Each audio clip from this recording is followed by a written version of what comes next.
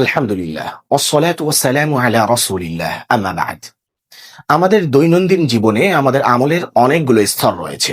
তার মধ্যে ফরজ এবং অজিব অন্যতম একটি স্তর। তবে ফরজ এবং অজিবের মধ্যে যে সূক্ষ্ম পার্থক্য রয়েছে আমাদের অনেকেরই জানা নেই। শরীয়তের পরিভাষায় ফরজ বলা হয় হুয়া মা সাবাতা বিদালিলিন কতঈ সুবুতি ওয়াদ দালালাতি, অর্থাৎ যা অকাট্য সূত্র এবং স্পষ্ট অর্থের মাধ্যমে প্রমাণিত হয়, যেটি পবিত্র কালামুল্লাহ এবং হাদিসে মুতাওয়াতির দ্বারা সাব্যস্ত হয়। ফরজের উপর বিশ্বাস স্থাপন করা আবশ্যক। যে ব্যক্তি ফরজকে অস্বীকার করবে সে কাফির হয়ে যাবে।